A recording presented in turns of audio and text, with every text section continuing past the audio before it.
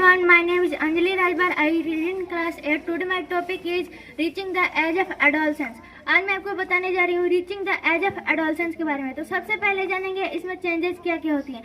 Endocrine glands and hormone, इन्हें आंतःस्रावी ग्रंथियां कहते हैं। ये हार्मोन को स्रावित करने का काम करती है। इसमें फर्स्ट हो गया पिट्यूटरी ग्लैंड्स, इसे मास्टर ग्रंथि के भी नाम से जाना जाता है। इसका काम क्या क्या होता है? ग्रोथ हार्मोन, यानी कि हमारे शरीर में यह हार्मोन की वृद्धि करती है, ग्रोथ करती है।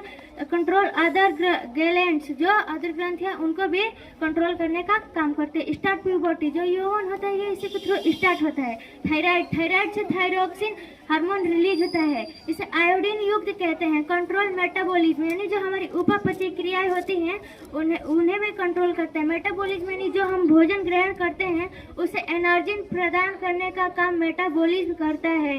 ग्वाइटर इफ आयोडीन लेस, यदि हमारे शरीर में आयोडीन की कमी हो जाए तो ग्वाइटर यानी घेंगा रोग हो जाता है। जैसे कि किसी के गले में स्वेलिंग टाइप में निकल आता है, उसे घेंगा रोग कहते हैं। इसमें कुछ चेंजेस होते हैं जो कि मेल और फीमेल दोनों में होते हैं। इमोशनल चेंज, जैसे कि हमारे भावात्मक इमोशंस है वो भी चेंज होने लगते हैं। मूड स्विंग्स, यानी कि हमारे जो मूड है वो भी स्विंग्स होने लगता है, यानी हमारा मन किसी एक चीज़ में नहीं लगता। इंटरेस्ट इन अपोजिट सेक्स, इसमें क्या होता है जैसे कि एक मेल होगा फीमेल की तरह अट्रैक्ट होगा और फीमेल मेल की तरह अट्रैक्ट होगा। ये सब परिवर्तन टीन एजर्स में देखने को मिलते हैं। हम अब आगे पढ़ेंगे अदर इम्पॉर्टेंट ग्लैंड्स, जैसे कि एड्रिनल से एड्रिनलिन हार्मोन रिलीज होता है। फाइट टू फाइट, जब ये हार्मोन हमारे शरीर में रिलीज होता है तो लड़ाई मतलब कि किसी के प्रति लड़ाई करना, गुस्सा करना, ये सब चेंजेस देखने को मिलते हैं। स्ट्रेस हार्मोन, यानी कि इस हार्मोन के कारण हमारा शरीर तनाव में भी चले जाता है। पेनक्रियाज से इंसुलिन हार्मोन रिलीज होता है। कंट्रोल शुगर लेवल, जो शुगर लेवल होता है उसको भी कंट्रोल करने का काम इंसुलिन करता है। डायबिटीज इफ लेस इंसुलिन, यदि हमारे शरीर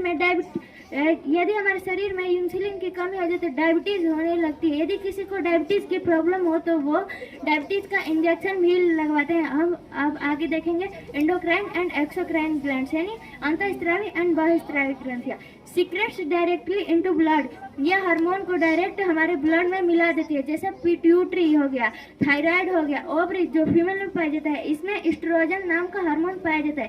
टेस्टी जो मेल में पाया जाता है इसमें टेस्टोस्टेरोन हार्मोन पाया जाता है। अब देखेंगे एक्सोक्राइन ग्लैंड्स यानी बहिःस्रावी ग्रंथियां। सीक्रेट्स थ्रू डक्ट, यानी कि ये हार्मोन को हमारे शरीर में एक नली के द्वारा भेजता है। जैसे पिट्यूटरी हो गया, इंजाइम्स हो गया, सल्वा हो गया, स्वीट हो गया, यानी